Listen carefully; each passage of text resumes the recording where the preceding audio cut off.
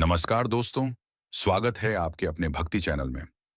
आज हम आपको भगवान शिव की एक ऐसी प्रेरणादायक कथा सुनाने जा रहे हैं, जिसे सुनकर आपके मन में भक्ति, विश्वास और सकारात्मक ऊर्जा का संचार होगा।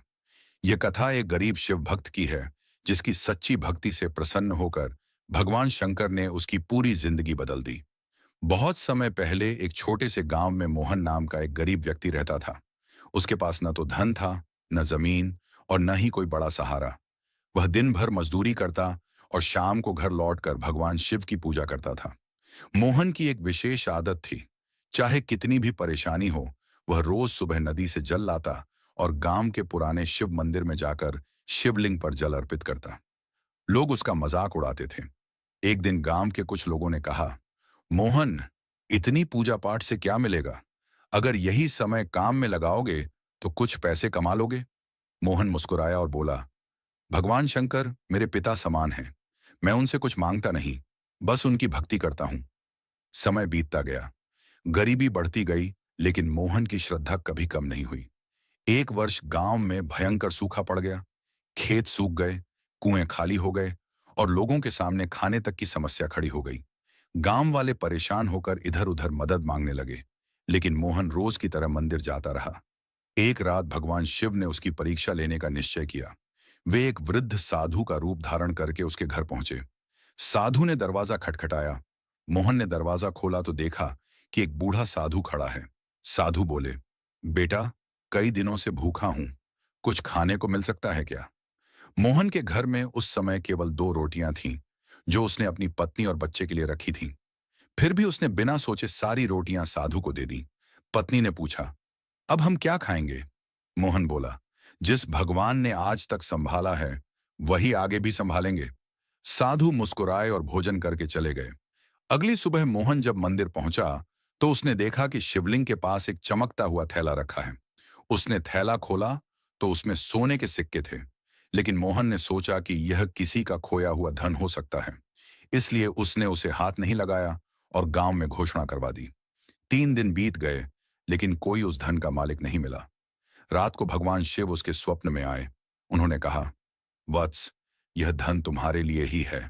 तुम्हारी निस्वार्थ भक्ति और सेवा से मैं प्रसन्न हूं। मोहन की आंखें खुली तो वह भावुक हो गया, लेकिन उसने उस धन का उपयोग केवल अपने लिए नहीं किया। उसने गांव में एक कुआं खुदवाया, गरीबों की सहायता की और मंदिर की मरम्मत करवाई। धीरे धीरे गांव फिर से खुशहाल होने लगा। लोगों को समझ आने लगा कि सच्ची भक्ति केवल मंदिर जाने का नाम नहीं है, बल्कि दूसरों की सेवा करना भी भगवान की पूजा है। कुछ समय बाद गांव में फिर एक संकट आया। इस बार एक भयंकर बीमारी फैल गई। लोग डर गए। मोहन ने गांव वालों की सेवा शुरू कर दी। वह दिन रात बीमार लोगों की सहायता करता रहा। एक रात वह बहुत थक गया और मंदिर में ही सो गया। तभी मंदिर में दिव्य प्रकाश फैल गया। भगवान शंकर अपने वास्तविक स्वरूप में प्रकट हुए। जटाओं में गंगा, मस्तक पर चंद्रमा, गले में सर्प और शरीर पर भस्म धारण किए। भगवान शिव को देखकर मोहन की आंखों से आंसू बहने लगे। भगवान शिव बोले, वत्स, तुमने कभी मुझसे धन नहीं मांगा, कभी सुख नहीं मांगा। तुमने केवल प्रेम और सेवा का मार्ग चुना। यही सच्ची भक्ति है। मोहन हाथ जोड़कर खड़ा रहा। भगवान शिव ने कहा, जो व्यक्ति बिना स्वार्थ के दूसरों की सहायता करता है, वह मुझे सबसे प्रिय होता है। इसके बाद भगवान ने उसे आशीर्वाद दिया और कहा, तुम्हारे गांव में कभी अन्न और जल की कमी नहीं होगी। कुछ ही दिनों में बीमारी समाप्त हो गई। गांव फिर से समृद्ध हो गया। मोहन का नाम दूर दूर तक प्रसिद्ध हो गया, लेकिन उसने कभी अहंकार नहीं किया। वह पहले की तरह रोज मंदिर जाता, जल चढ़ाता और भगवान का नाम जपता। उसकी अंतिम सांस तक भगवान शिव की भक्ति बनी रही। कहा जाता है कि जब उसका जीवन समाप्त हुआ, तब स्वयं भगवान शिव के गण उसे कैलाश ले जाने आए। दोस्तों, इस कथा से हमें 3 महत्वपूर्ण बातें सीखने को मिलती हैं। पहली, सच्ची भक्ति कभी व्यर्थ नहीं जाती। दूसरी, भगवान को दिखावा नहीं, सच्चा प्रेम और विश्वास चाहिए। तीसरी, जो दूसरों की सेवा करता है, उस पर भगवान शिव की विशेष कृपा होती है। यदि आपके जीवन में भी कठिनाइयां हैं, तो भगवान शिव पर विश्वास रखें, मेहनत करते रहें और अच्छे कर्म करते रहें। महादेव अपने भक्तों का साथ कभी नहीं छोड़ते।